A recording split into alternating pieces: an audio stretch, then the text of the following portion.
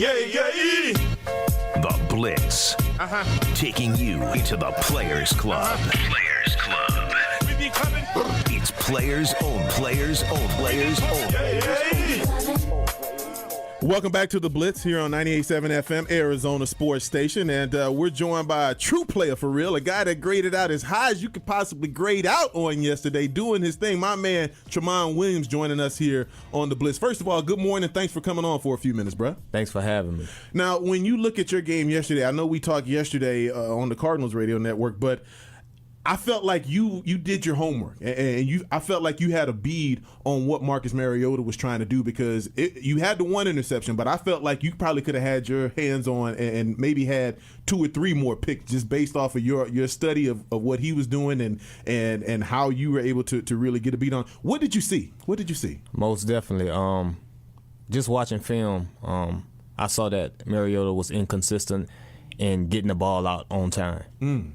So anytime I see that on film, I understand that with my technique that I'm always able to beat the receiver back to the ball. Okay. And I knew that I was going to be able to get my hand on some balls from that aspect. But from the aspect of knowing formations and knowing what guys are going to do, that's always been one of my strengths. You know, I learned from some of the best in the game, from Charles Woodson. That was one of the guys I sat down with and picked his brain when I was younger. And just to see a guy like that every day, the way he prepares, and to pick his brain, and he's willing to help, man, it makes the game slow down so much.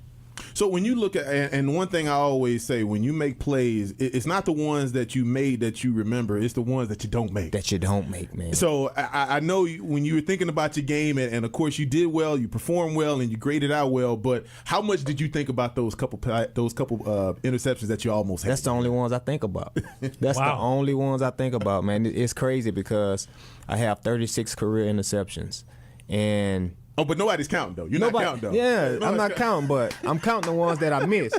So I might have missed 36, too. You know what I'm saying? So I don't know about that. I'm telling you. 36? I'm telling you. You'd be surprised. You'll be surprised. All right. So you clearly watched film and you read coverage. The receiver went the wrong way. You were able to pick that ball up. But to me, the play of the game possibly could have been when you hit Delanie Walker. And you hit him textbook. That's where they want you to hit these guys right in the chest, from the armpit to the knee. Talk about that play, because they had 4 incompletions on 4 downs, and you guys were able to get the ball back.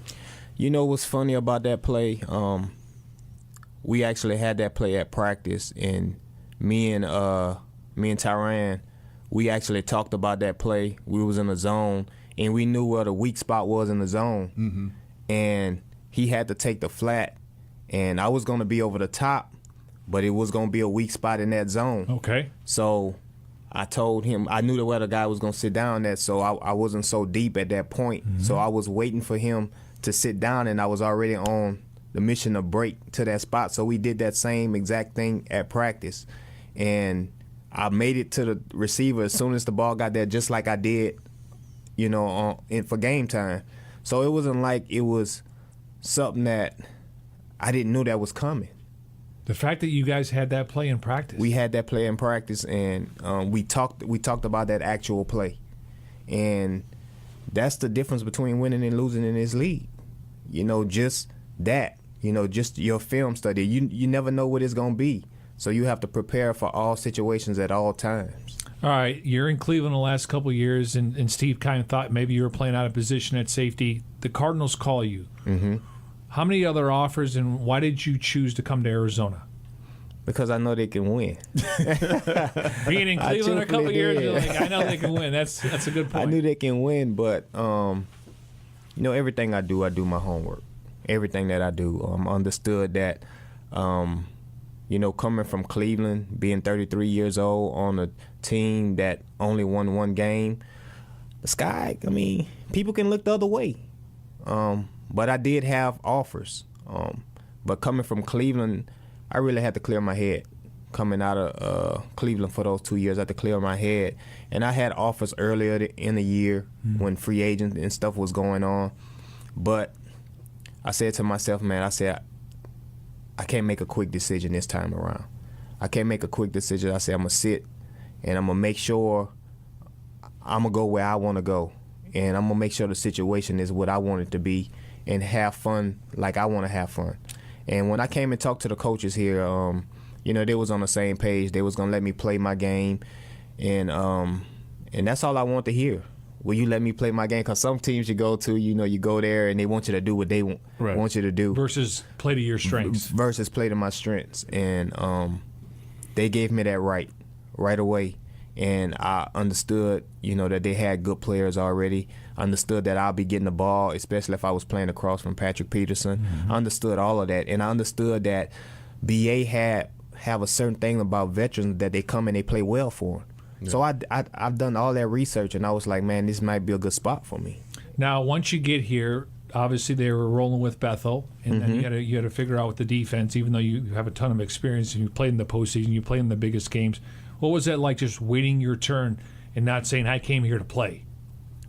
I'm just going to look at you right here and just smile. That was one of the toughest things I had to deal with. Yeah. One of the toughest things I ever had to deal with, for the simple fact that coming in as a rookie free agent, I played, so, for me to sit down and watch and playing 3 snaps a game here, 4 snaps, and then not playing a snap at all. Exactly. I was like, man, I don't know. You know what I'm saying? Yeah. I had just come from Cleveland, and I was like, man, I don't think I signed up for this.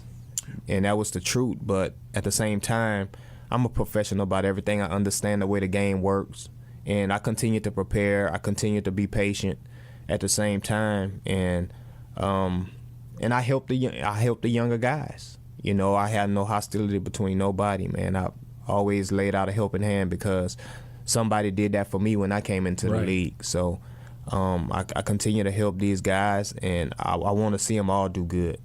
I promise you I want to see them all do good because this game is tough. They're changing the rules every day for the offense. Man, and, I try to give these guys as much knowledge as I can for them to succeed a long time in this league.